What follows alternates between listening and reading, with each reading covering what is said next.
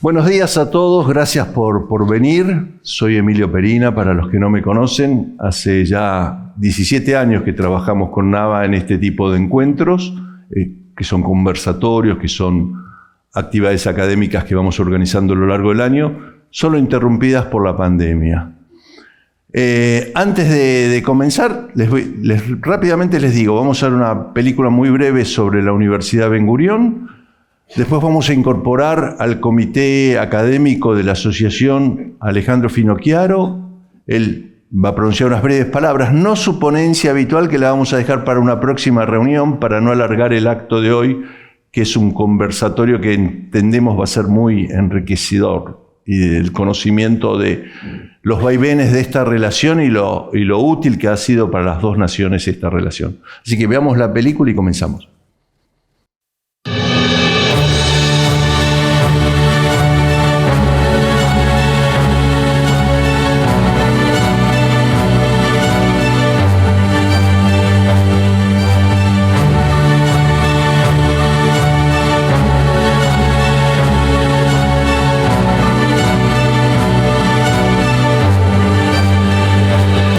Ladies and gentlemen, Erev Tov, good evening. Welcome to Ben Gurion University of the Negev.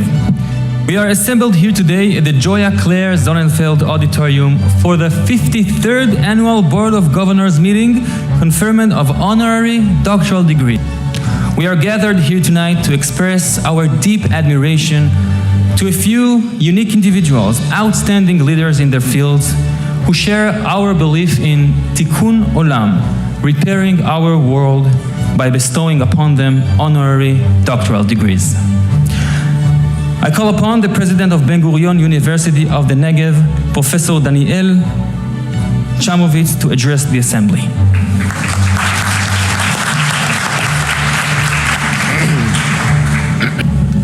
Dear members of the Board of Governors, guests, faculty, and the entire BGU community, it is an immense honor for us to be here with you tonight. Each year, the Selection Committee and the University Senate put in an enormous effort to carefully select individuals who embody the legacy of David Ben Gurion and his vision of a Hebrew Oxford in the Negev. Ben Gurion understood that change is the essence of life, and that, in his words, the world does not stop for a moment. These insights highlight the importance of constant renewal in every aspect of life. And at Ben Gurion University, we tirelessly strive for renewal, which is a key to excellence. Embracing change leads to new knowledge that alters reality, and creativity and entrepreneurship allow us to break boundaries. Only through constant renewal and the courage to change our perspective can we discover and build new worlds. Dr. Chelsea Clinton, and I have to go off script for a second.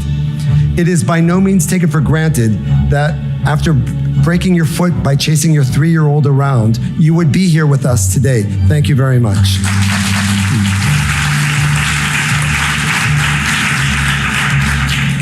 I am sure that you would accept David Ben Gurion as a trustee of the Clinton Foundation, given his early support for public health and gender equity. On January 1st, 1965, he wrote, "National health insurance will be provided to all citizens."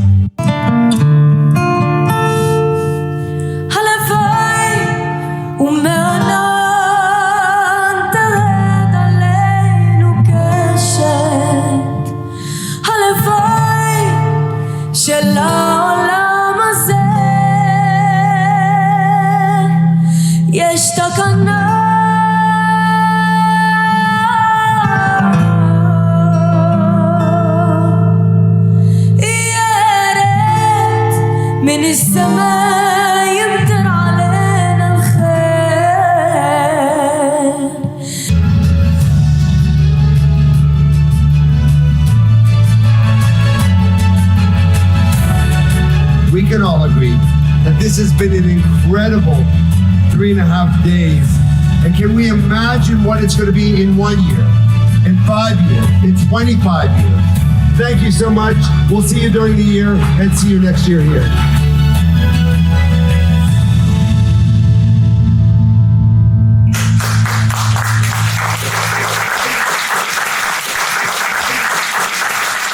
Bien, darle la palabra a Nava Rubenzadeh, que es la presidenta de la Asociación Argentina Amigos de la Universidad Ben Gurión. Nava, ahí tenés el micrófono.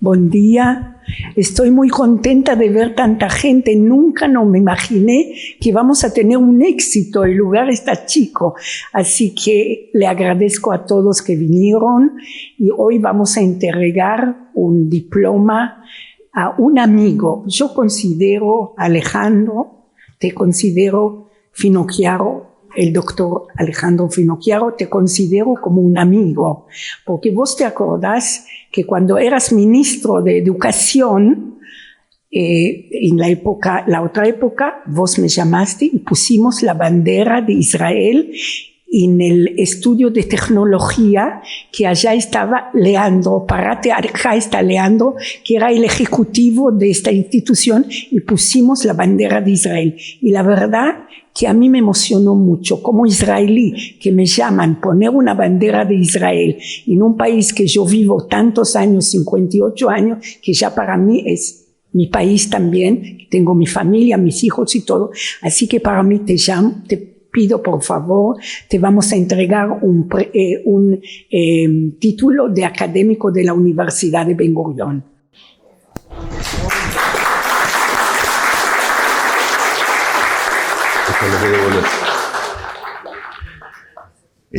El diploma dice así: la Universidad Ben Gurión del Negev agradece por este medio al doctor Alejandro Finocchiaro su contribución como miembro del Comité Académico Científico de la Asociación Argentina Amigos de la Universidad Ben Gurión. Se concede esta distinción en mérito a sus acciones para promover la colaboración entre la Universidad Ben Gurión del Negev y los centros académicos y de investigación científica de la Argentina. Alejandro, también un amigo.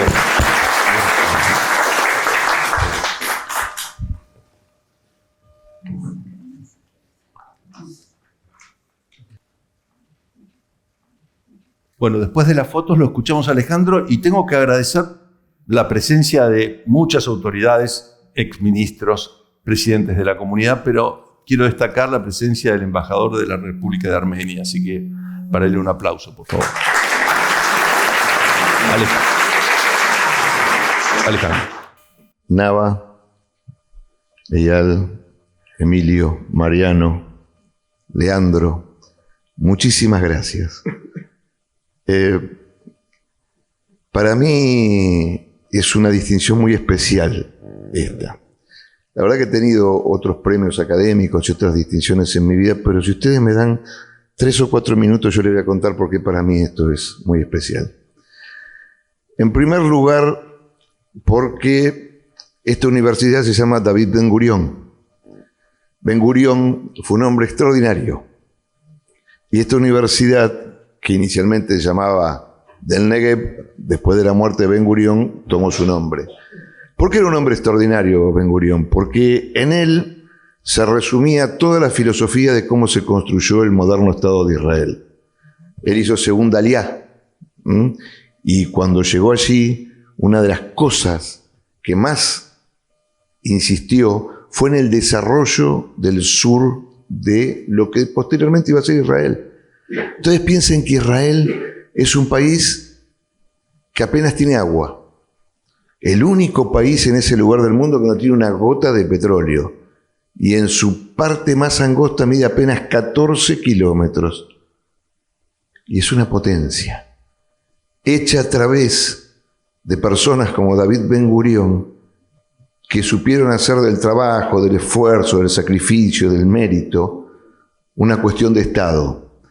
Y Ben Gurión, además, fue el hombre que cuando se fundó el Estado de Israel supo unar algo que es, para mí, es una tarea titánica, gigantesca. Todavía no me explico cómo una persona lo pudo hacer, que era aunar el sionismo, el laicismo, con los sectores religiosos para crear un Estado. Y el Estado se creó. Así que para mí esto es muy importante por 3 factores. El primero es mis profundos lazos afectivos con el pueblo judío. Segundo, para mí es mi más completa admiración como historiador por la historia del pueblo judío. Un pueblo que por su singularidad ha sido atacado muchísimas veces en la historia.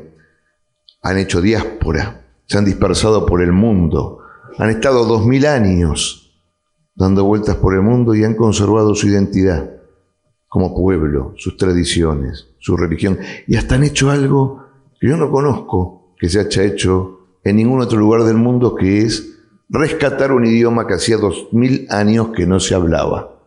¿Sí? Ustedes viajan a Israel y ven que los que son muy viejitos no hablan hebreo, porque no lo conocen, ¿no? Pero sí los jóvenes.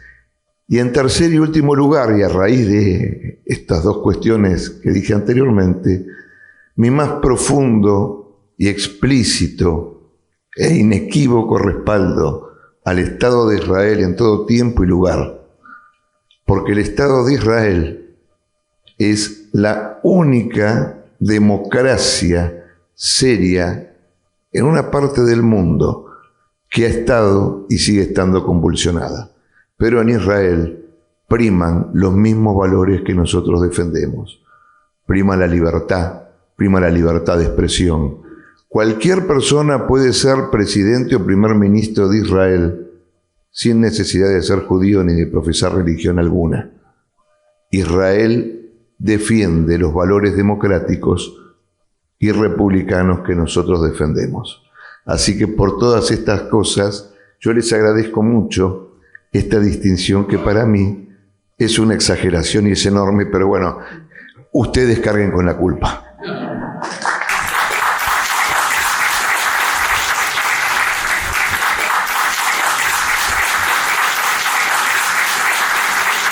Como Alejandro habló tanto de Ben Gurión, Alejandro, tengo acá un libro de Ben Gurión que todos los artistas más famosos de Israel lo pusieron en imagen de él acá en este libro. Este libro lo regalamos. Como quieres tanto a Ben Gurión, yo lo sabía. Y está ese libro. Son los pintores muy importantes de Israel. Gracias. Que lo pintaron a través de la pintura, vieron la imagen de Ben Gurión. Acá tenés, ponen todo acá. Y color de tierra. Vos sos muy prolija. Porque sí, es todo color del desierto. Acá. Gracias. Muchas gracias. Muchas gracias, Alejandro Finocchiaro. Alejandro tiene un compromiso, así que nos va a dejar, pero está pendiente su ponencia para la próxima reunión que haga el comité académico. Así que lo despedimos con un aplauso.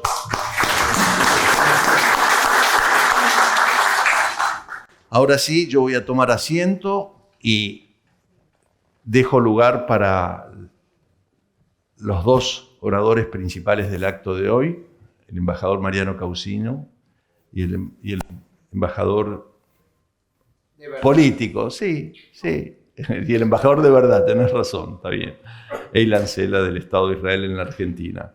La idea es hacer un conversatorio, que cada uno de ellos exponga unos minutos y después iniciar un diálogo, y si hay tiempo, estamos en tiempo, esto estaba previsto para arrancar 11:30, así que estamos bien. Vamos a hasta por ahí permitir alguna pregunta. Empieza el embajador Mariano Causino, que nos va a hacer una breve reseña histórica como corresponde, porque además es un buen historiador. Bueno, muchísimas gracias, Nava, por siempre tu incansable vocación por unir a los 2 países a través de la Asociación de Amigos de la Universidad de Ben Gurión, gracias a la cual yo fui por primera vez a Israel hace ya unos 12 o 13 años, y en un viaje que organizó Nava, y que ese país me impactó tanto que después, cuando tuve oportunidad, yo le pedí al presidente Macri ser embajador en Israel. Esta es la verdad. Pero siempre me quedó ese recuerdo. Gracias, Emilio, embajador, muchísimas gracias. y a todos los presentes, embajador, muchas gracias. Bueno, yo voy a hacer, como bien dijo Emilio, una breve referencia al origen de la historia de la relación Argentina-Israel, dado que después, si hay tiempo en los comentarios o en el diálogo, podemos hablar más de las décadas sucesivas. Ustedes saben que el Estado de Israel tiene un punto de partida fundamental en la resolución que el 29 de noviembre de 1947 adoptó la Asamblea General de las Naciones Unidas, en el cual se determinó lo que se entiende como la partición del mandato británico sobre Palestina. En esa votación hubo 33 votos a favor, 3 en contra y 10 abstenciones. La realidad es que la Argentina en esa votación votó en abstención. Un número importante de países latinoamericanos votaron por la creación de Israel. En ese momento, en las Naciones Unidas, la presencia latinoamericana era muy grande en términos relativos, ¿no?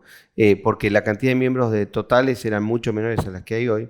La Argentina votó en abstención, pero inmediatamente el gobierno del general Perón advierte que había cometido una equivocación, o al menos trata de repararlo inmediatamente, y designa un embajador residente en Tel Aviv, que fue el embajador Pablo Mangel. Este fue el primer embajador latinoamericano residente en el Estado de Israel, fue el embajador argentino. Anteriormente Pablo Mangel había sido titular de la Organización Sionista Argentina, y esa designación buscó claramente reparar esa situación, lo cual demuestra las grandes mentiras y falsedades que se han dado a lo largo de nuestra historia, que han querido crear un mito en torno a una idea que es equivocada. La prueba de la amistad que tendría el gobierno de Perón con el Estado de Israel lo marca, fíjense, una serie de hechos que en general están ocultos en la historia, pero que es bueno recordarlos, es bueno tenerlos presentes para no confundirnos.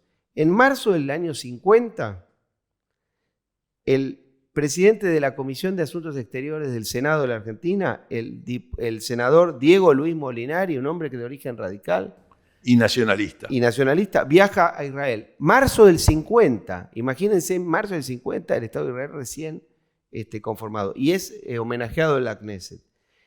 El 9 de abril de 1951, Golda Meir vino aquí a Buenos Aires y fue recibida por Perón y Eva Perón, y ahí ustedes, algunos recordarán, Eva Perón tuvo un rol muy importante en insistirle a Perón de que había que ayudar al Estado de Israel.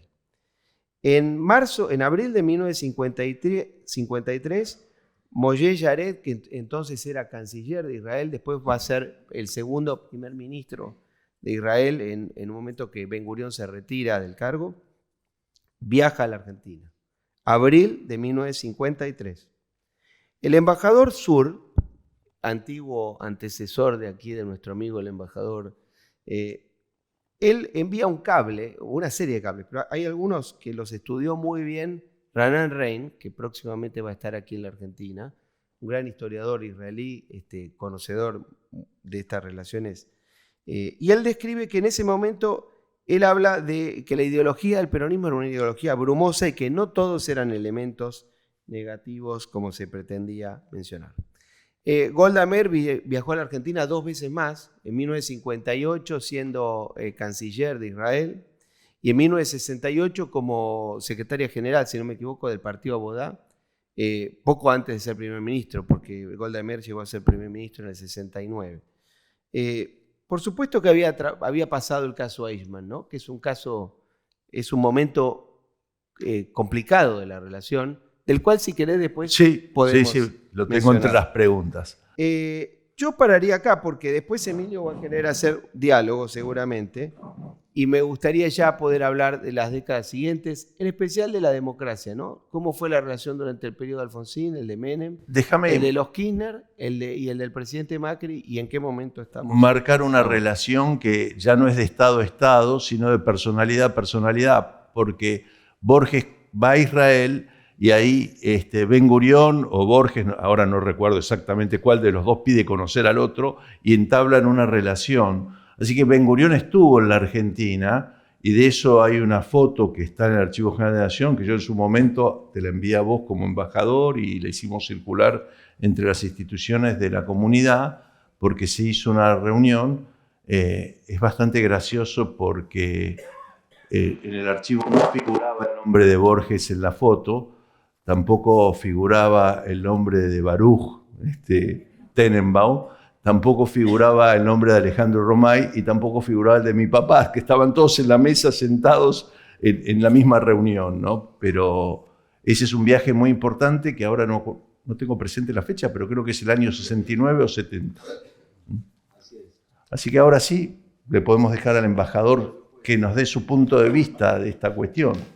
Gracias, buenos días, shalom, boker tov a todos. Como siempre, cada evento que hace Nava, hay mucha gente que sigue.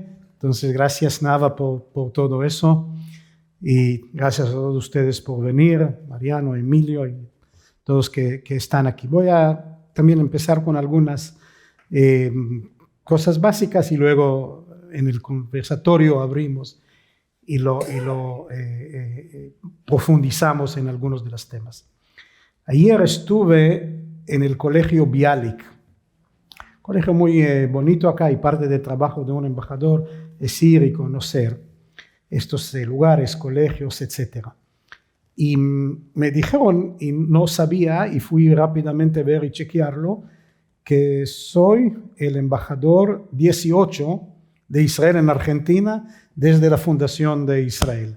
Para nosotros los judíos 18 quiere decir Jai, que es algo con mucho significado. Jai quiere decir vivo, ¿no? Entonces luego, y viendo a este conversatorio hoy, entré y empecé a conocer un poco. Conozco algunos, pero no todos los embajadores y el gran trabajo que hicieron desde Yaakov Tzur y hasta hoy. Y tenemos buenas relaciones entre Argentina e Israel desde siempre, desde entonces y hasta hoy. ¿Y por qué? Porque las relaciones entre países están basadas en dos columnas. Primero son valores y segundo son intereses. Y como se dijo anteriormente, compartimos los mismos valores. Le llamamos los valores judeo-cristianos, que son los bases de países que ambos somos democracias, ambos somos países que están buscando las libertades, ambos somos países también plurales. Argentina es el cuarto país donde estoy embajador. Estuve en Ecuador, Malta, Eslovenia y Argentina, y además estuve como diplomático en Guatemala, en Washington y en España.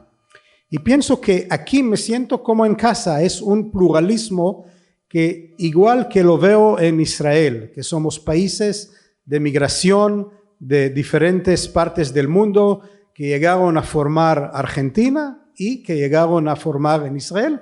Puedo decir que en Israel también está el pluralismo más allá del origen de la gente. También es muy bonito ver el pluralismo religioso, más que todo aquellos que van en Jerusalén y ven judíos ortodoxos y judíos laicos y cristianos y diferente parte de cristianos, y cada uno vestida en forma diferentemente, desde la gran comunidad armenia que está en Jerusalén y los etiopíes y los griegos ortodoxos, los católicos y lo que llaman las nuevas religiones cristianas. Todos están representados y es muy bonito verlo. Y igual en el Islam, también en el grupo hay grupos diferentes de musulmanes en Israel. Entonces ambos países tenemos este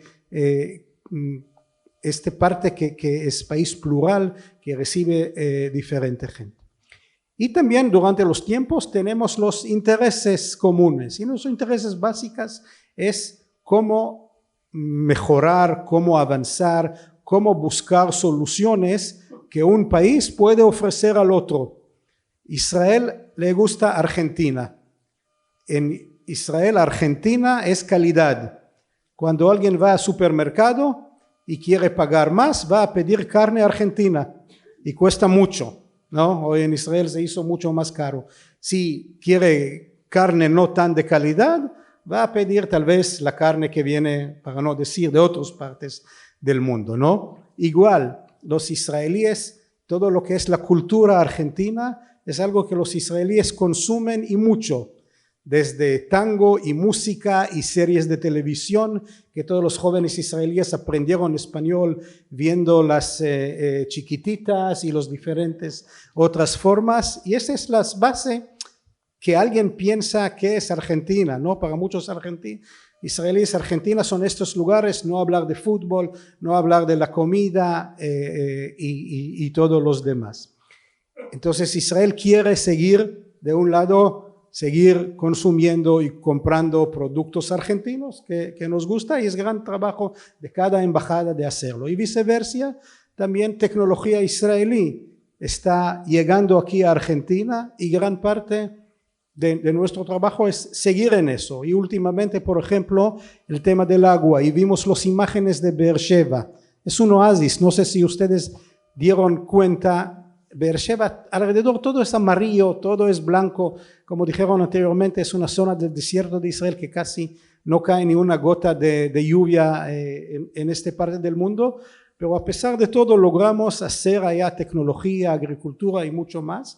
Y últimamente Argentina, que también tiene problemas, y a mí me sorprendió cuando yo vine a Argentina, yo vi las imágenes de Bariloche, del Fitzroy, de Buenos Aires, y me costó ver Argentina desértico, que el gran superficie de Argentina es igual que Israel. Entonces solamente para decirles los 12 ejemplos que tenemos, los básicos, ¿no? Los valores comunes y los intereses. Y luego nuestro trabajo como embajadores en el pasado y hoy es dar más volumen a estas relaciones, tener mucho más, y últimamente tenemos cooperación científica entre ambos países, que científicos argentinos e israelíes están investigando temas conjuntos, y la semana próxima va a salir la segunda convocatoria llamando a científicos de ambos lados de ir haciendo. Estamos poniendo un énfasis en lo que es hoy Israel, la innovación, el ecosistema israelí que ayuda a tener los famosos startups, también está llevando a cabo aquí en Argentina, y estamos haciéndolo. Entonces en breve la introducción sobre las buenas relaciones que tenemos. Plutarco hablaría de vidas paralelas, y en alguna medida yo voy a usar la misma imagen. Hay más similitudes de las que uno supone a primera vista. Eso él me lo hizo notar, tengo que ser honesto, intelectualmente, Ranan Rein, la primera vez que lo entrevisté, porque le pregunté por qué un historiador israelí se interesaba por la Argentina y el peronismo, y por qué había estudiado tanto el tema. Y él hizo una referencia triple. El embajador acaba de tocar un tema. Los dos países tenemos que luchar contra el desierto, porque tenemos una amplia extensión que es desértica y que está despoblada. El desierto, además, como una figura literaria con muchos sentidos. Los dos países teníamos relaciones difíciles con nuestros vecinos, y mirábamos más hacia Europa en el caso de Argentina y hacia Estados Unidos en el caso de Israel, aunque también hay un periodo de Israel donde la mirada estaba puesta en Europa. Y bueno, los dos países tenían que es la tercera causa, una fuerte corriente inmigratoria que había que integrar culturalmente. Así que me gustaría preguntarle al embajador, y después si Mariano quiere agregar algo sobre esto último, ¿cómo marcha esa integración cultural? Porque en el caso de Israel estamos hablando de un país de 75 años, la Argentina podríamos decir que los 75 años los cumplió, bueno, a mí me gusta tomar el 80 como el nacimiento de la Argentina y no 1916, pero tomen el año que quieran y son los años donde empieza a hacer crisis el modelo inmigratorio argentino. ¿Cómo marcha esa integración en Israel y qué hace el Estado en esa función? Bueno, también que quería decir que gran parte que nos une los dos países es que en Argentina está la quinta comunidad judía afuera de Israel, ¿no? Luego de Estados Unidos, Francia, Inglaterra y Canadá está Argentina, con más o menos 180,000 miembros de la comunidad judía, y en Israel 1% de la población, más o menos, poquito más, 100,000 de casi 9 millones de israelíes son argentinos que emigraron a Israel, o ya la segunda o la tercera generación, ¿no? Estuve en Moisés-Ville. Yo pienso que hoy en Israel hay más gente de origen de Moisés-Ville que en el Moisés-Ville mismo, ¿no? Para darles un ejemplo, y estamos buscando ahora hacer una herramienta, un acuerdo de amistad o de hermandad entre Moisés-Ville, un pueblo en Israel conocen a Nir Tzvi, que antes se llamó Kfar Argentina, el pueblo de Argentina, que ahí viven muchos que migraron hace 50 años y más a Israel. Israel surge como un país que recibe migrantes de todo el mundo, migrantes judíos. Es uno de los valores más importantes, por eso tenemos el famoso ley del retorno, Chok HaShvut, que a propósito es un espejo a las leyes de Nuremberg. Si los nazis querían matar no solamente judíos, sino también hijos y nietos de judíos, Israel tomó la ley que cada hijo y nieto de judío, no importa si son judíos y quieren migrar a Israel, tienen el derecho de hacerlo. Entonces, uno de los etos de Israel, pero es diferente de Argentina, es recibir migración de todo el mundo. Yo pienso que en Argentina el modelo fue de guardar cada uno más lo que puede de su entidad. Le dije, fui embajador en Eslovenia. Yo pienso que en Argentina es el único lugar en el mundo donde hay comunidad eslovena, no sé si hay aquí alguien de origen esloveno, que siguen hablando su idioma. Aquellos que emigraron a Estados Unidos, a Australia, ya no hablan. Hay algo en Argentina que hace que las comunidades que integran tienen algún contacto de su país originario, de su cultura, y también lo vemos, por supuesto, en la comunidad judía. En Israel al principio no fue así, y hoy sabemos que fue error. Ben Gurión hizo muchísimas buenas cosas, pero una de las cosas que yo pienso que podíamos hacer mejor es no ir tan rápido a esta filosofía del melting pot, de tener todos, no importa de dónde vienen, y que sale al final un producto de aquel israelí, sionista, miembro del kibbutz, socialista, que trabaja la tierra, que defiende su pueblo, que fue la imagen y lo que quería hacer Ben Gurión, ¿no? Y tenemos gente como Nava que vienen de Bukhara, de Uzbekistán, o tenemos gente que viene de Etiopía o de Marruecos o de Europa y diferentes lugares, y yo pienso solo últimamente en la migración que viene de la ex Unión Soviética, se abre más y ellos guarden más su idioma, su comida, su música, y no fue así al principio, pero sí es un valor, y pienso que está en común en Argentina, que es un país abierto, un país de migración. Antes de volver a la historia, Mariano, yo tenía una pregunta que se me había ocurrido mientras venía caminando para acá, que es una pregunta personal al embajador. ¿Cuándo escuchó por primera vez la palabra Argentina o oyó hablar de la Argentina y sobre qué tema fue? Bueno, ya como me gusta el deporte, ¿no? Entonces pienso que seguro de 78 del Mundial, yo tenía 14 años, yo recuerdo viéndole y ganando Kempes y los demás y todo. Yo sé que no fue buen momento en Argentina y también un punto bajo en nuestras relaciones, y podemos hablar de eso también, pero como un joven viendo Argentina jugando y luego el Marco, el famoso niño italiano que se fía en todas las televisiones de Israel, que Marco llega a Argentina y quiere a su mamá. Yo pienso, esto fueron mis primeras imágenes de Argentina.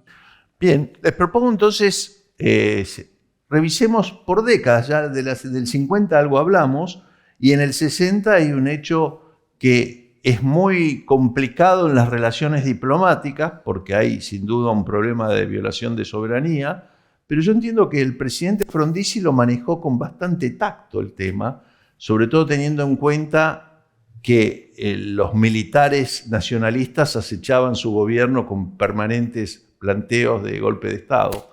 Háblanos de eso, Mariano, un poquito, el caso Eichmann.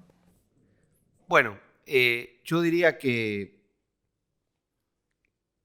ambos estados comprendieron la postura del otro. Eso incluye la necesidad de que, en este caso, el Estado argentino hiciera una protesta enérgica sobre la situación en la cual había se había producido una violación de la soberanía del país. Pero al mismo tiempo un entendimiento de que esa situación obedecía al cumplimiento de una suerte de deber moral universal en algún punto. De modo tal que el gobierno, concretamente lo que ocurrió fue que hubo protestas. Eso ocurrió poco tiempo antes de que Frondizi hiciera un viaje muy importante por Europa, por varios países de Europa. Se rumoreó en ese tiempo, en esos momentos, sobre la posibilidad de que hubiera eventualmente una entrevista entre el presidente Frondizi y el primer ministro Ben Gurión. Finalmente no se produjo, pero en todo ese recorrido que hizo Frondizi en ese mes de junio de 1960, en distintas capitales europeas, fue un viaje que duró casi un mes, ese tema se fue estando presente todo el tiempo. Pero se lo preguntaban en los aeropuertos, en los reportajes, en las conferencias de prensa. Pero yo creo que es un caso, yo no lo conozco en un detalle extremo como para poder hablar demasiado de eso, pero me da la sensación de que es un caso que sería interesante para estudiar desde el punto de vista diplomático, de cómo una situación muy complicada puede ser resuelta, no sé si resuelta, pero administrada en sus daños. Y vuelvo a decir, creo que el entendimiento de que esa situación es absolutamente excepcional, extraordinaria en el sentido literal de la palabra, como algo fuera del ordinario, y que respondía, insisto, a una situación de búsqueda de reparar, o reparar no, pero de evitar de atender una situación derivada de un hecho de características virtualmente irrepetibles por la magnitud de daño que significó el Holocausto y la presencia de una persona como un criminal como Eichmann. Solo no conozco tanto la historia como Mariano acá, pero sí decirles que, si no equivoco, este fue el único momento que Argentina o Israel, en este caso Argentina, declara el embajador de otro país persona no grata. Y es el precio que, mire el trabajo nuestro de los embajadores que estamos aquí. A veces la resolución, nosotros estamos pagando el precio. No sé si fue Ariel Levavi o quién fue el embajador, es el único que no cumplió el tiempo acá, que estuvo solamente 2 años, porque para resolver el conflicto el acuerdo es, bueno, vamos a llamar al embajador persona no grata. Israel quedó poco tiempo sin embajador y luego ya mandó un nuevo embajador. Entonces hay riesgos en esta profesión, ¿no? Bueno, yo a título personal, si me permite, si nada me dejan, quiero repudiar la película que da Netflix sobre el tema, que termina con una fantasía absoluta que muestra una Argentina que no era la Argentina de 1960. Es decir, uno ve esa película y parece que en 1960 había una dictadura militar como la de Videla. Y es un disparate, y que termina además con una persecución en el aeropuerto que tampoco sucedió, porque en realidad las autoridades argentinas se enteraron varios días después de lo que había pasado, y los supuestos amigos de Eichmann también se enteraron varios días después. Así que las películas y la ficción muchas veces en la televisión contribuyen a desconocer la historia, a generar imágenes míticas equivocadas. Esta es una. Para lo que sí sucedió en esa época, y lo sé porque mi propia familia tuvo problemas con eso, es que después de conocido el episodio, recrudeció mucho la actividad de Tacuara y los ataques antisemitas. De hecho, mi hermana mayor, Rita, tuvo que acudir al colegio con custodia en aquellos años, así que eso sí pasó. Pero, y lo otro que creo que es una consecuencia es que Frondizi no pudo visitar Israel, cosa que por ahí estaba en sus planes de visitas, y no sucedió. Y después tenemos el resto de la década transcurre más o menos normalmente, digamos, las relaciones. Pasado el episodio de la declaración de los embajadores como persona no grata, la Argentina también tomó una medida simbólica, ¿no? En eso, y llevó el tema a Naciones Unidas. Sí, pero todo fue resuelto rápidamente. Diplomáticamente. Si uno lo mide en términos históricos. En el día a día, no. Y después, entonces, nos vamos a la década del 70 y hablamos un poquito de los años más difíciles, tal vez, de la relación. Bueno, la década del 70 tiene la característica de que hay un momento clave, hay dos momentos, ¿no? Uno es la década anterior, 1967, donde Israel consigue un triunfo extraordinario en el campo militar y es la guerra más, digamos, fundacional de la idea del Israel invencible. Pero la guerra del 73 ya es una guerra muy complicada para Israel. Y los shocks petroleros que hubo después de la guerra de Yom Kippur hicieron que muchos de los países de regiones como la región latinoamericana tuvieran una mirada muy centrada en tratar de mejorar sus relaciones con el mundo árabe, que por ese entonces tenía una relación con Israel completamente distinta a la que hay hoy, felizmente, ¿no? Ustedes piensen que hoy en realidad todos esos países, o la inmensa mayoría de esos países que en ese momento eran enemigos de Israel, hoy son o tienen tratado de paz o tienen un tratado por abajo de la mesa con Israel. Y en realidad el llamado conflicto árabe-israelí no es ni por casualidad el conflicto más importante de los distintos conflictos que existen en esa región del mundo. Yo creo que los gobiernos argentinos en ese tiempo tuvieron esa situación presente. No te olvides, Emilio, en 1973 la Argentina adhirió a no alineados formalmente. Hubo un intento de una misión importante en Libia y después vino el gobierno militar. Ahora, el gobierno militar, primero la guerrilla, después una especie de guerra civil en la Argentina, después el gobierno militar, la represión, y la relación con Israel fue una más de todas. Yo no creo que haya sido una nota central en ese tiempo, ni para bien ni para mal. Quiero agregar, hay veces que hay elementos antijudíos que insisten con algunas cosas que son totalmente forzadas.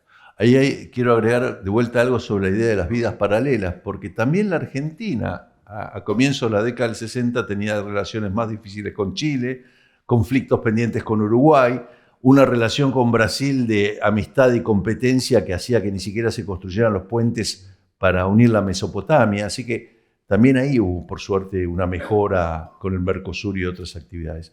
No sé, embajador, sobre la década del 70, ¿alguna reflexión que usted recuerde o conozca? Bueno, dos reflexiones. Primero, sí hay que decirlo, que durante este tiempo Israel, y no tengo todo el conocimiento, pero Israel vende material militar a Argentina, que parte de este llegará más tarde de ser utilizado también en las Malvinas. Y había un debate interno en Israel, pero más que todo empieza más tarde, en qué reglas y a qué gobiernos podemos vender o tener intercambio de material militar. Hoy está mucho más organizado que antes, pero es un hecho. Yo no tengo todos los datos, pero sé que también durante los años de los 70 Israel vendió tecnología militar a Argentina. Y otro hecho que sabemos, que inclusive hablando con algunos de los diplomáticos que estuvieron en la embajada durante esta época, que hicieron un enorme esfuerzo, y muchos de ellos a veces sin preguntar Jerusalén, nuestra sede, hacer todo para apoyar a personas que necesitaban salir de Argentina.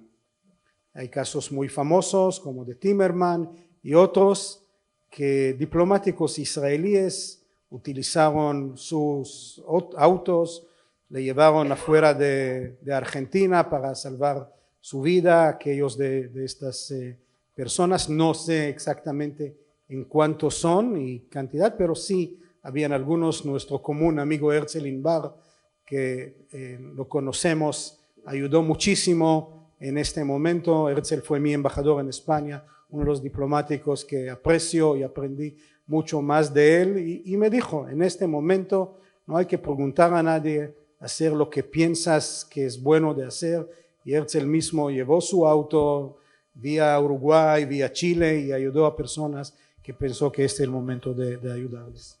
Sí, un momento sin duda muy difícil, pero si no compraban miras, hubieran comprado miga, así que tampoco hay que hacerse mucha historia con eso. Llegamos y bueno, siempre está el capítulo de que la relación de Timerman con Israel no fue precisamente buena, y sobre eso también escribió nuestro amigo Renan Rein un artículo muy importante que se puede leer en castellano. Pero esta es la democracia israelí que hablamos antes, el valor. No importa, estaba Timerman en peligro, alguien decidió que hay que ayudarle y salvarle, lo hizo. Llega este Timerman a Israel, inmediatamente critica a Israel que le salvó su vida.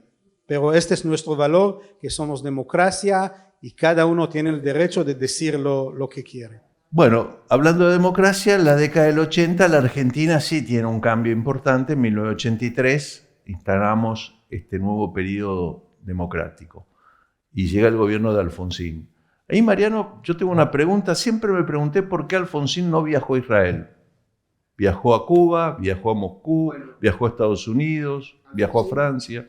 Alfonsín había dicho que iba a viajar a Israel e incluso le había anticipado a Shimon Peres que iba a hacer esa visita, que iba a ser la primera de un presidente argentino en funciones al Estado de Israel. La realidad es que ese viaje no se hizo finalmente. Todo indica que no se hizo por asesoramiento del canciller entonces Dante Caputo, que ustedes recordarán que Caputo, sobre todo en el final del gobierno de Alfonsín, en los últimos 2 años, tenía una vocación por ser elegido presidente de la Asamblea General de las Naciones Unidas, que finalmente lo fue.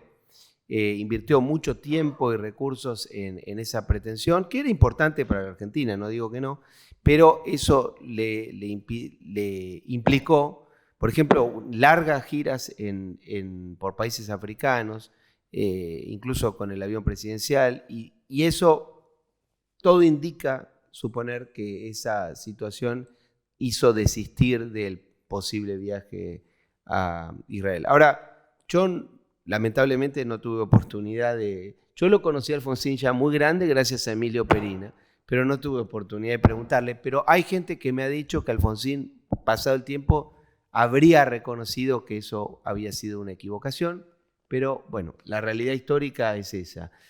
No fue. Finalmente quien fue a Israel fue Carlos Menem, ¿no? En 1991.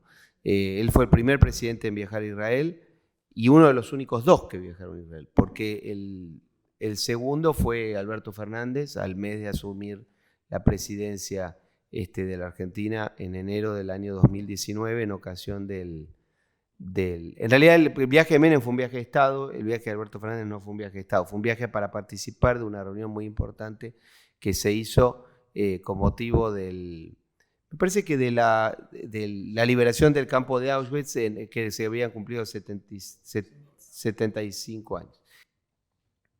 Esa es la verdad, Emilio. Ahora, en los 80 lo que sí hay es el caso para la historia argentina e israelí. Hoy de lo que se habla, en los 80 Israel tuvo una situación económica muy complicada.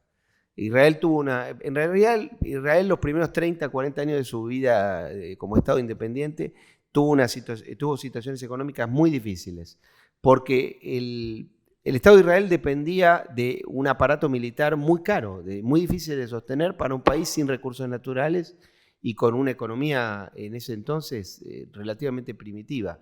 El gran despegue económico de Israel es posterior, desde los últimos 30 y te diría que hasta los últimos 20 años. Y en mucho tiene que ver la diplomacia también, la política internacional, porque para Israel fue clave para bajar su gasto de defensa el acuerdo de paz con Egipto. Y después ya con Jordania y ahora con la muy buena relación que tiene, felizmente, con los acuerdos de Abraham, con muchísimos países árabes, los países básicamente sunitas moderados. En esos años de los 80 la inflación llegó a un nivel altísimo y en un momento dado, en la elección creo que del 84, se produce una situación política de un empate, porque hay una elección que sale prácticamente empatada y en la Knesset no pueden formar gobierno, y entonces allí se ponen de acuerdo el Partido Laborista y el Likud, y la derecha, y forman un gobierno podríamos decir, de unidad nacional, en el cual hay un sistema de rotación, 2 años es primer ministro, líder del laborismo, 2 años el líder de la derecha, y rotan cuando el que no es primer ministro pasa a ser o ministro de defensa o canciller, que son los segundos cargos más importantes del país, y hacen un plan económico común. Ahora, y ahí se habla del llamado milagro económico israelí, que en realidad no existe el milagro económico israelí. El milagro económico israelí es que cumplieron el presupuesto, no emitieron de más, hicieron lo que había que hacer. No es un milagro, es hacer lo que hay que hacer. Así que creo que eso sí es una lección de los años 80, de la cual se habla tanto, pero hay que estudiarlo bien. Ahí sí que Netflix nos hace un favor porque pone un documental muy interesante, pero lo pone como documental. Lo otro usan ficción, que ese es el tema. El documental sobre Simón Pérez, que seguramente acá todo el mundo ha visto. Embajador, no sé, sobre este tema, ¿usted, cuál es su visión? Más o menos como dijo Mariano, en los años 80, Israel hace su salto desde ser un país socialista, 30 años gobierno de Partido Laborista, y solamente finales de 70 está el cambio y gana el Likud, y lleva con él un cambio interno en Israel, no mucho en temas de relaciones exteriores.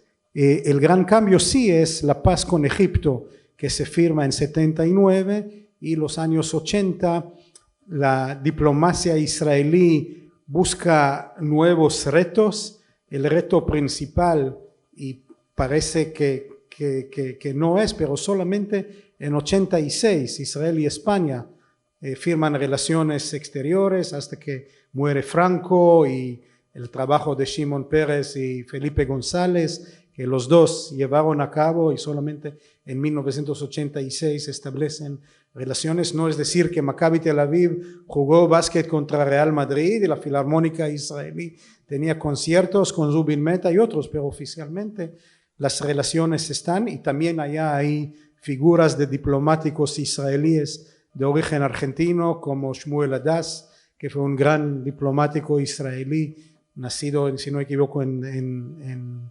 Salta o en una de las provincias, y que migró a Israel. Y sí, internamente, en la salida de la crisis económica, Israel se pasa a ser de una economía tradicional basada en vender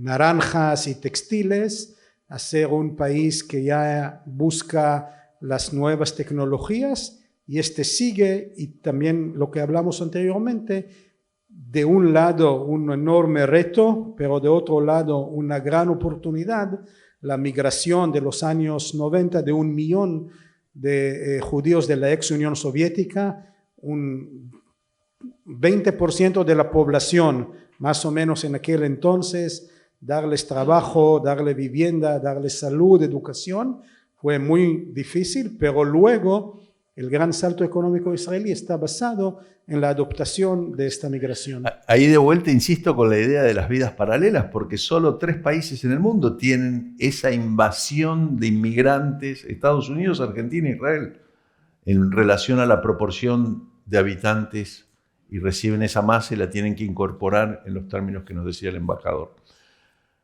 Para ir acercándonos al hoy, tenemos que recorrer los años 90, donde hay 2 episodios muy trágicos, además del viaje del presidente Menem como jefe de Estado de Israel, que son primero el atentado a la embajada y después el atentado a la AMIA y a la DAIA. No sé si sobre eso hay... Bueno, eso fueron expresiones que tienen que hacer reflexionar al pueblo argentino sobre la idea de que el terrorismo internacional es un flagelo universal y que son ataques contra la humanidad. En segundo lugar, son ataques contra la Argentina y un ataque contra la colectividad judía. Pero eso significa que no hay ningún país del mundo, por más lejos que esté de los llamados centros de los conflictos, que sea ajeno a esto. Y por eso hay que insistir, la clase dirigente tiene que tener presente que hay que luchar siempre contra el terrorismo, que hay que prevenir el terrorismo y que después hay que perseguir a sus organizadores, planificadores y perpetradores. Por eso es tan importante que nosotros mantengamos esa política. Por eso ha sido tan negativo cuando un gobierno argentino firmó un acuerdo con un país que es responsable de la planificación y la ejecución de actos terroristas, que es la República Islámica de Irán. Un país que está dominado hace 44 años por una teocracia fundamentalista, antioccidental, anti-israelí, y que es responsable de esta situación. Por eso, yo creo que la Argentina, por supuesto que la justicia tiene una deuda con esa situación y hay que reconocerlo, pero la solución de eso es dejar que la justicia actúe libremente, no presionarlos, y también yo diría que no hay que flagelarnos. En otros lugares del mundo también hay atentados que no han sido esclarecidos por la justicia, pero todos sabemos quiénes lo hicieron, quiénes son y quiénes siguen promoviendo el terrorismo, y por eso creo yo que es tan inaceptable esa situación. Por eso después, cuando nosotros llegamos al gobierno, buscamos revertir completamente esa política. Incluso en el gobierno del presidente Macri se creó el registro vinculado a las organizaciones terroristas, y es muy importante mantenerlo, es muy importante profundizarlo y es muy importante mantener esa política para la Argentina, que yo creo que debería ser una política de Estado de todos nosotros.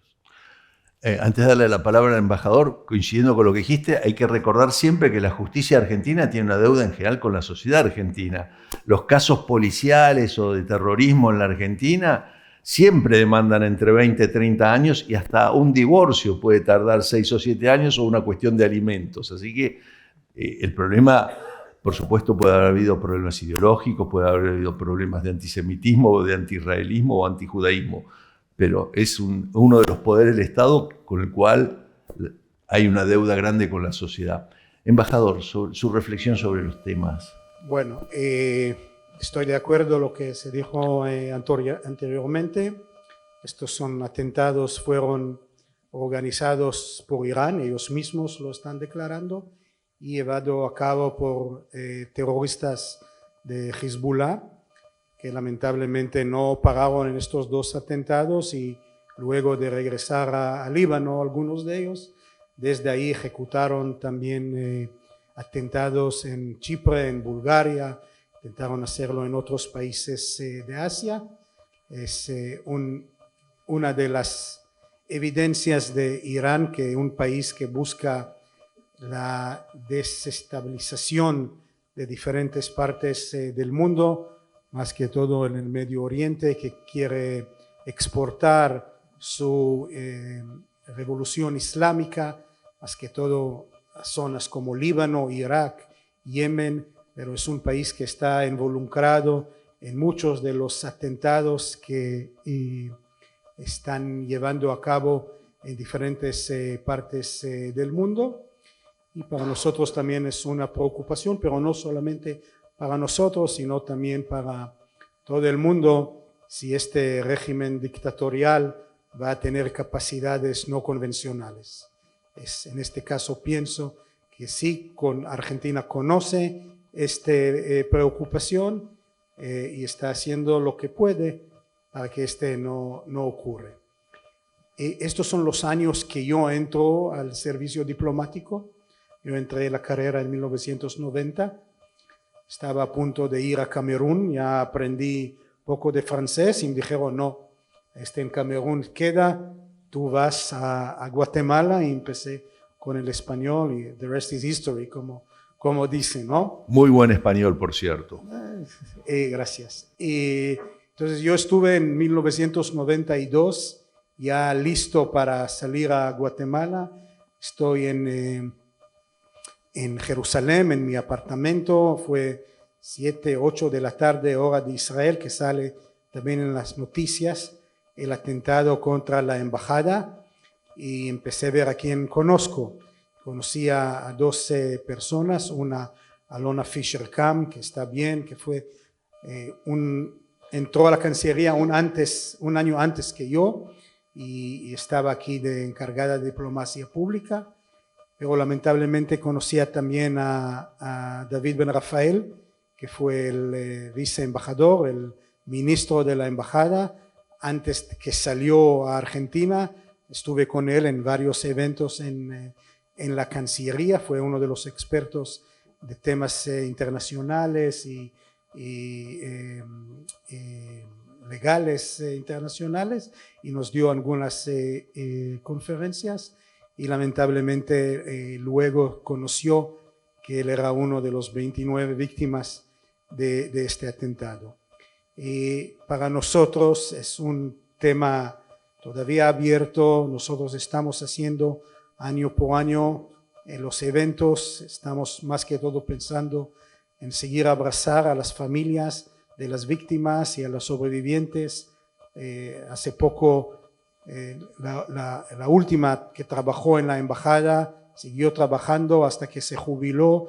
Muchos de ellos están en contacto diario con nosotros, y sí, nosotros también llamamos a la justicia y que se esclarece más que es conocido sobre estos dos atentados de la embajada y de la AMIA, que la semana próxima o en 2 semanas va a ser el día del año ya 29 de este atentado.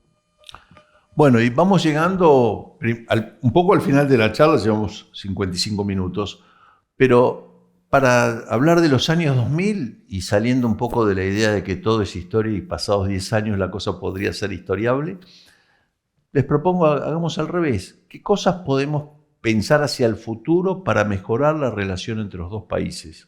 Así no tenemos que hablar de los años recientes. Yo creo que la relación Israel-Argentina, como aquí se ha dicho, está basada básicamente en las dos colectividades tan importantes que hay, ¿no? La Argentina tiene una colectividad judía aquí muy importante, y en Israel hay una colectividad argentina también muy, muy relevante. Ese es un dato permanente de la relación. Después están los gobiernos, que a veces son mejores, son peores, nos gustan más, nos gustan menos, cometen más o menos errores y más o menos aciertos, y designan funcionarios que podrán ser mejores o peores.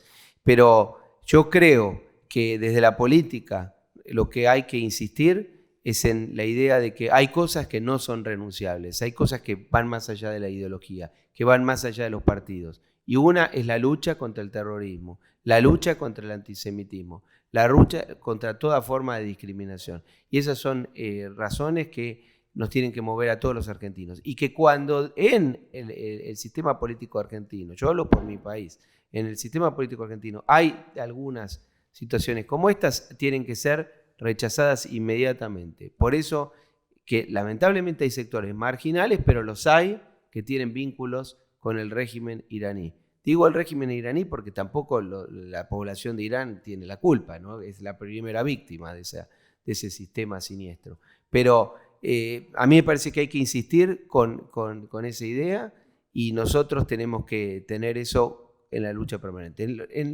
Hacia el futuro, a mí me parece que los países se han vuelto relativamente complementarios, porque en realidad, así como hay cosas en común, hay cosas que son completamente distintas. Israel es un país sin recursos y con problemas en serio. Nosotros, lamentablemente, somos un país con muchos recursos y con problemas inventados, que son problemas de mala administración de la Argentina, de errores de la organización económica, macroeconómica e institucional de la Argentina, pero que con buenos gobiernos lo podemos resolver. Nada hace pensar que la Argentina tenga que vivir en la situación en la que está en el presente. La Argentina puede volver a ser un gran país si hacemos las cosas como corresponde, y ahora pronto va a haber una oportunidad para cambiarlo. Ahora, hay una complementariedad porque Israel es un país que se ha vuelto un país muy avanzado en materia tecnológica, en materia científica. Israel tiene un Producto Bruto Per Cápita mayor que el de Francia, mayor que el de Italia, tiene algo así como $45.000 de ingresos per cápita, es 4 veces la Argentina. O es decir, el Producto Bruto consolidado de Israel es más o menos parecido al de Argentina, con la diferencia que tiene 9 millones de habitantes y nosotros tenemos 45 millones. La realidad es que no debería ser así. Pero nosotros tenemos para hacer relaciones más profundas, más, digamos, provechosas. Y yo creo que un nuevo gobierno de la Argentina, estoy seguro que si nosotros tenemos la oportunidad, va a poder aprovechar y ese buen clima. Nosotros en los años del gobierno del presidente Macri habíamos logrado un clima muy favorable con Israel, pero fue una experiencia breve, una experiencia muy corta. Nosotros tenemos que agradecer, el primer ministro Netanyahu vino a la Argentina, fue la primera vez que vino un primer ministro de Israel a esta región del mundo y visitó la Argentina, también visitó Brasil y no me acuerdo si México o Colombia. Pero fue la primera vez que eso ocurrió y lamentablemente el presidente Macri tenía que viajar a Israel, tenía que devolver la visita, estuvimos 2 veces muy cerca, teníamos una fecha ahí, por una razón y otra al final no se pudo hacer, quedó eso en el tintero, pero yo estoy seguro que si nosotros tenemos gobiernos positivos que aprovechen ese clima para a su vez profundizar en lo concreto temas puntuales, incluso en los niveles subnacionales, se puede avanzar y aprovechar mucho esa situación. Voy a agregar, antes de darle la palabra al embajador, algo que me enseñaste vos, que está el tema de la geografía, porque el desierto sigue existiendo, Israel cada vez tiene menos desierto y la Argentina tiene un problema de desertificación de sus tierras, así que ahí de vuelta sigue habiendo un punto para trabajar en común muy importante, ¿no? Es decir, el desierto sigue estando, la geografía está. Yo creo que nosotros tenemos que aprender, acá hablo por los argentinos, nosotros tenemos que aprender las buenas experiencias de otros países, en este caso Israel, pero hay tantos otros. Pero Israel es un país, vuelvo a decir, con una dificultad geopolítica enorme, con una dificultad geográfica enorme, porque tiene un territorio prácticamente sin recursos naturales, aunque ahora han ido apareciendo algunos, apareció gas y otras cosas. Pero bueno, lo que es admirable del pueblo judío es esa capacidad de haber resistido a opresiones horribles a lo largo de miles de años y haberle dado la importancia a la educación. Es algo que tenemos que aprender nosotros. En ese sentido tenemos que aprender. Y eso es algo que otros países, acá yo le quiero agradecer que está René, que es ella era mi colega en realidad, junto con Max, desde Paraguay, fueron embajadores de Paraguay en Israel y hoy nos ha acompañado. Hay países que lo han aprovechado, pero hay que darle continuidad a las cosas. A veces, lamentablemente, no. Y hacer lo que hay que hacer. Embajador, escuchamos. Bueno, en general lo que dije al principio puede ser para terminar. Primero, darles un ejemplo que ocurrió ayer en Ginebra. Ginebra está la sede de la Organización Internacional de Derechos Humanos, el Consejo Nacional de Derechos Humanos. Israel tiene muchas críticas. Pueden ver la cantidad que esta institución critica a Israel y no critica a Irán o Cuba o otros países que no tienen ahí ninguno de derechos humanos, pero es parte del juego político y estamos luchando. Y sí esperamos de países que dicen en inglés like-minded como Argentina, que hace más caso. Algunos tenemos éxito, otros no, pero ayer había algo muy positivo, que Argentina, Israel, Kenia, Lituania y otros 2 países que no recuerdo quién, pusieron un texto contra la violencia contra el género, que es uno de los temas que conjuntan. Dejamos los temas políticos, que en un lugar tan político como este lugar siempre va a ser. Pero estos son los valores que tenemos ambos países. Vamos a avanzar vamos a poner un texto que hasta ahora casi todos los países del mundo, menos los países árabes porque está Israel, no van a apoyarlo, o tal vez porque otras razones que no están tanto a favor de la violencia contra el género, pero darle un ejemplo que estamos trabajando conjuntamente, igual de una declaración contra lo que se llama en inglés el bullying, contra los jóvenes en las redes sociales, uno de los temas que interesa a muchas personas en el mundo. Nosotros vamos a seguir estrechar las relaciones en todos estos temas. Estamos haciendo también no sé si un estudio, pero escuchamos mucho qué son las necesidades de Argentina y en qué podemos hacerlo. Hablamos antes del agua, que es uno de los ejes principales de la cooperación y de las relaciones que tenemos ahora. Otro eje son los recursos de Argentina. Israel no es país que excava minería. Tenemos poco cobre cerca de Eilat, desde el tiempo del Salomón, ¿no? Las minas de allá. Y tenemos el Mar Muerto, donde sacamos el calcio y el magnesio evaporando, lamentablemente también perdiendo parte de este Mar Muerto para tener estos materiales. Pero sí tenemos mucha tecnología alrededor que es útil y ya la están utilizando aquí en los lugares muy altos de la cordillera o en otros lugares, y le voy a dar algunos ejemplos. Imágenes satelitales, hay cooperación de empresas israelíes que dan a todas estas empresas detalles donde hay problemas, donde se puede ver salida del agua, etc. Tenemos empresas que empezaron aquí con hacer riego por goteo, pero ya la tecnología del plástico, una empresa que está en Mendoza, que hoy gran parte de la salmonera, dicen, del litio corre en plásticos de una empresa inversión israelí que está haciendo y vende a San Juan, a Salta y a todos estos lugares.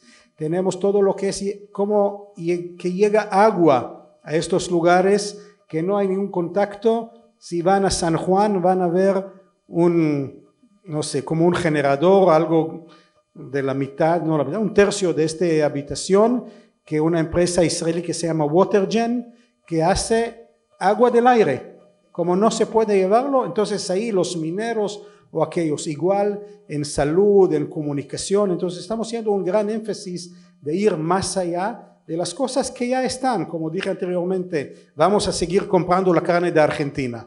Los israelíes no van a tener hambre y van a gustar, y este es un reto de cada embajador, asegurar que las toneladas, 30,000 toneladas de carne siguen llegando, y si podemos más, vamos a comprar más. Y también vamos a seguir, como dije, en estos temas de ciencia.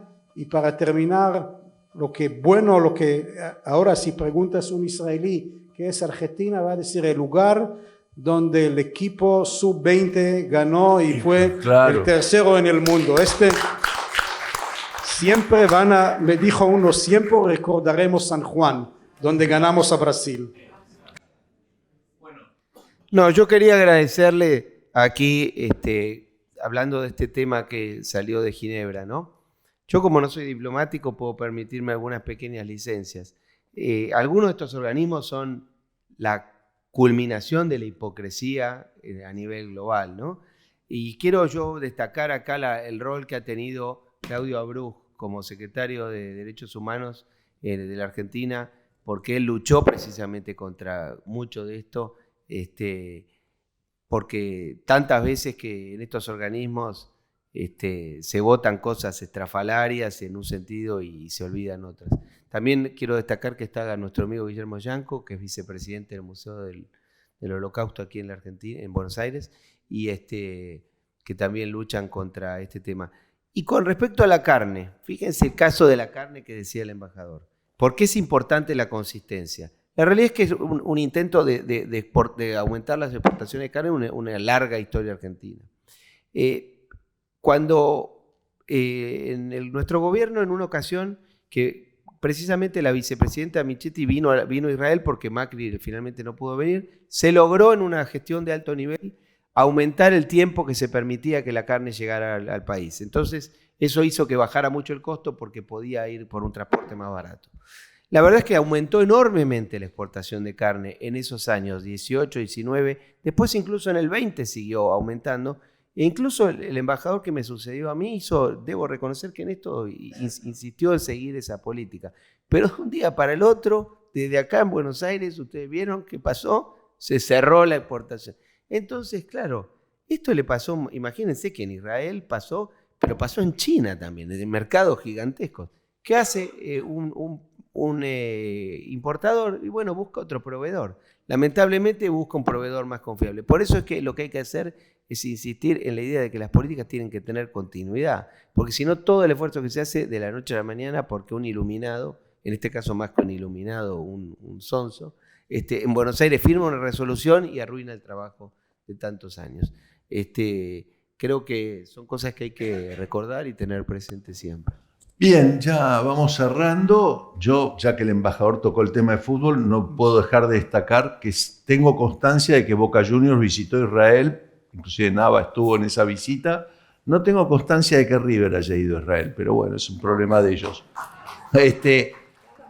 Podemos, si les parece, una o dos preguntas. Lo que sí pido es que sean preguntas muy breves y no una exposición, porque no estamos sobre el cierre. Tenemos 4 o 5 minutitos finales. Sí, allá habían pedido la palabra. Mi nombre es Agustín Romero, acá embajador. Soy profesor de la Universidad de Buenos Aires. Dirijo un posgrado sobre asuntos argentinos. Lo escuchaba mencionar algunos retos que tuvo la Argentina con respecto a los desafíos con respecto a Israel, y la pregunta puntual es, con respecto al pasado, pero también pensando en el futuro, el tema Malvinas es un tema para la Argentina muy delicado, muy sensible, y que acapara la atención de todos, de gente grande y de gente joven. La postura de Israel con respecto a ese tema me gustaría que pueda explicarme para darme después argumentos para sostener la posición de Israel, que a veces es muy difícil, porque para mí no es o no debería ser tan complicado de que pueda haber algún apoyo. Y yo estoy seguro, conociendo a mis alumnos de distintas universidades, que si hay ese cambio en Israel, las relaciones pueblo a pueblo serían muy distintas. Gracias, embajador. Bueno, como dije primero, la tecnología israelí fue usada por Argentina también en las Malvinas y no había ninguna queja de parte de Israel sobre esto. Y segundo, ambos, Argentina e Inglaterra o Gran Bretaña, son buenos amigos de Israel y lo que esperamos que pueden llegar a una solución entre los dos. Acá, ¿alguna pregunta más? Marita, ya. Soy secretaria de la Fundación Democracia del Círculo de Legisladores. Los felicito por esta reunión y le quería preguntar al embajador de Israel si la embajada israelí en Buenos Aires tiene algún programa o alguna agenda respecto del diálogo interreligioso. Sí, hay varios programas. Muchas de ellas están iniciadas por algunas instituciones acá. Para darles un ejemplo, hace poco la UCEMA, la universidad, hizo un evento interreligioso donde estuvieron los embajadores de Marruecos, Emiratos Árabes, de Estados Unidos y yo, y habían otros más mesas hablando sobre este tema. Hace poco un líder de la comunidad islámica argentina, el imam Marwan Gil, visitó a Israel conjuntamente con Nicky Steuermann y tenían una visita completa en un evento que se llama Breakfast Prayer, o sea, un evento interreligioso que estaban allá. No puedo adelantar, pero ahora en el mes de julio va a ser también un evento de nivel más latinoamericano con el Congreso Judío Latinoamericano, donde van a venir representantes de los diferentes grupos religiosos en América Latina, a un evento que tendrá lugar acá. Entonces, claro, es un tema muy importante. Yo estuve en muchos eventos de INADI, ahí participando con los líderes de diferentes grupos. Tuvimos una comida de iftar conjuntamente con muchos de nuestros amigos musulmanes acá. Tenemos relaciones con todos los grupos cristianos en el país. Parte de esto fue también en el evento del atentado, donde se leyó rezos del rabino y del líder del episcopal, de la comunidad episcopal aquí en en Argentina. Entonces sí tenemos muchas actividades en este tema. Bien, ahora les pido un aplauso para nuestros dos invitados, que han estado magníficos. Y Nava cierra este acto. Les doy las gracias a todos. Bien, primero quiero agradecer a los dos embajadores.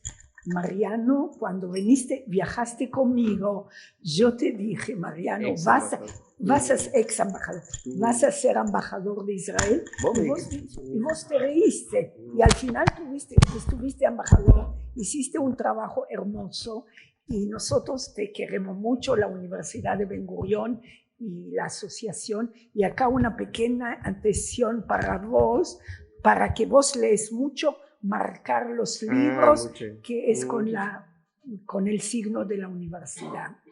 ¿Ok? Y acá para mi querido embajador, muchas gracias, muy amable para su palabra. Gracias. Solo quiere decir que hacemos un gran énfasis, por ejemplo, en temas como culinaria, pero ninguno llega al nivel de la comida que hace Nava. Este es un reto todavía. Quiero agradecer a Emilio Perina, a todo el grupo que está conmigo, los voluntarios de la universidad, y digo, quiero contarle algo antes de terminar. Este mes el señor embajador sabe que dos estudiantes argentinos que son doctorados, que van a hacer postdoctorado en Israel. La Universidad de Ben Gurión lo va a mantener 2 años y lo va a pagar el estudio y le va a pagar la estadía. ¿Por qué lo hacemos esta? Porque nosotros queremos tener la relación entre Argentina y Israel y la parte de las universidades para la educación, que podemos compartir con ustedes y con nosotros.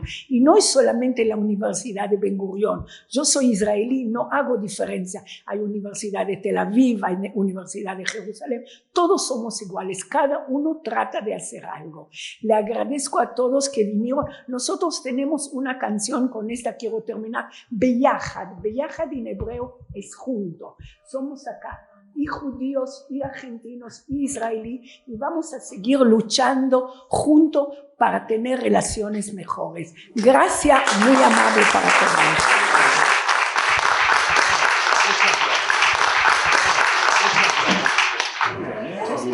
Muchas gracias.